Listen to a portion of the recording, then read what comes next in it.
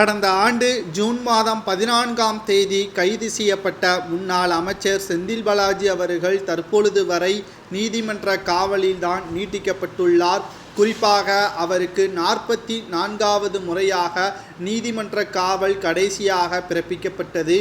இன்று நீதிபதி செந்தில் பாலாஜி அவர்களுக்கு எதிராக தீர்ப்பு வழங்க உள்ளதாகவும், குறிப்பாக கரூரில் மிக பிரம்மாண்டமாக கட்டி வந்த பங்களா இடிக்கப்படுவதற்கான தீர்ப்பு இன்று வெளியாகும் என்றும் தகவல்கள் வெளியாகி இருக்கிறது. சட்டத்திற்கு புறம்பாக பண பரிவர்த்தனை சட்டத்தின் அடிப்படையில் கைது நடவடிக்கை மேற்கொண்ட செந்தில் பாலாஜி அவர்கள் உரிய ஆவணங்கள் எதுவும் இல்லாத காரணத்தினால் பங்களா இடிக்கப்படுவதாகவும், மேலும் பங்களா சட்டத்திற்கு விரோதமாக அனுமதி இல்லாமல் கட்டப்பட்டதாகவும் தற்பொழுது வழக்கு ஒன்று பதிவு செய்யப்பட்டிருந்தது.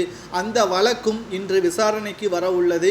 கிட்டத்தட்ட 175 கோடி மதிப்பிலான பங்களா தரைமட்டமாக்கப்படலாமா அல்லது அரசு சொந்தமாக இதை பயன்படுத்தலாமா என்பதை உங்களது கருத்துக்களை கமெண்ட் வாயிலாக கூறுங்கள். தற்பொழுது சட்டத்திற்கு விரோதமாக பண பரிவர்த்தனை தடை சட்ட வழக்கில் வங்கி ஆவணங்களை வழங்க கோரி செந்தில் பாலாஜி அவர்கள் ஏற்கனவே மனு தாக்கல் ஒன்றை செய்திருந்தார். அந்த வழக்கும் தற்பொழுது இன்று நீதிமன்றத்திற்கு விசாரணைக்கு வர உள்ளது.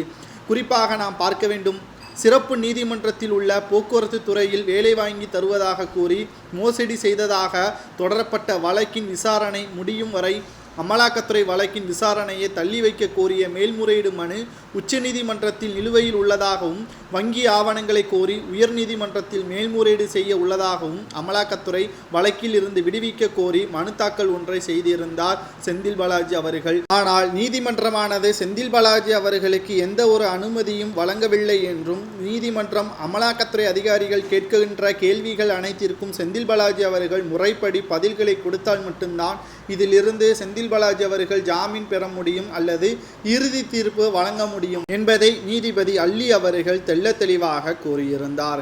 இந்த சூழ்நிலையில்தான் செந்தில் பாலாஜி அவர்களது வீடு இடிக்கப்படுவதாகவும், தற்பொழுது செந்தில் பாலாஜியின் சொத்துக்கள் அனைத்தும் பறிமுதல் செய்யப்படுவதாகவும், சுமார் 350 கோடி மதிப்பிலான சொத்துக்கள் அனைத்தும் தற்பொழுது அரசிடம் ஒப்படைக்கப்பட உள்ளதாகவும், உரிய ஆவணங்கள் எதுவும் இல்லாத காரணத்தினால் அனைத்துமே தற்பொழுது அரசாங்கத்திற்கு சென்றுவிட்டால் செந்தில் பாலாஜி அவர்களது குடும்பமே நடு தெருவிற்கு வருவதாகத்தான் இதன் மூலமாக பார்க்கப்படுகிறது.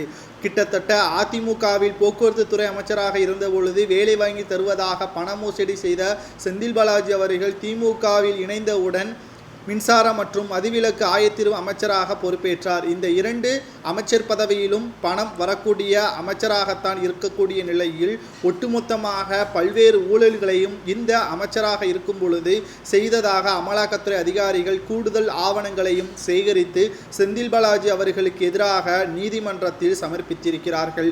இந்த சூழ்நிலையில்தான் செந்தில் பாலாஜியின் தம்பி அசோக்குமார் அவர்கள்தான் முக்கிய குற்றவாளி என்றும், அவர் கைது செய்யப்பட்டால் மட்டும்தான் செந்தில் பாலாஜி அவர்களுக்கு ஜாமீன் வழங்குவதற்கான ஆலோசனை செய்ய முடியும் என்றும் அமலாக்கத்துறை அதிகாரிகள் ஏற்கனவே நீதிமன்றத்தில் கூறியிருந்தார்கள். இந்த சூழ்நிலையில்தான் இன்று நீதிமன்றமானது செந்தில் பாலாஜி அவர்களது வழக்கில் இறுதி தீர்ப்பு வழங்கப்படுமா, செந்தில் பாலாஜியின் பங்களா தரைமட்டமாக்கப்படுமா அல்லது உரிய ஆவணங்கள் கொடுக்கும் வரை அரசுக்கு சொந்தமாக இருக்குமா என்ற தீர்ப்பை நீதிபதி அல்லி அவர்கள் இன்று வழங்க உள்ளதாக செய்திகளும் தற்பொழுது வெளியாகி இருக்கிறது.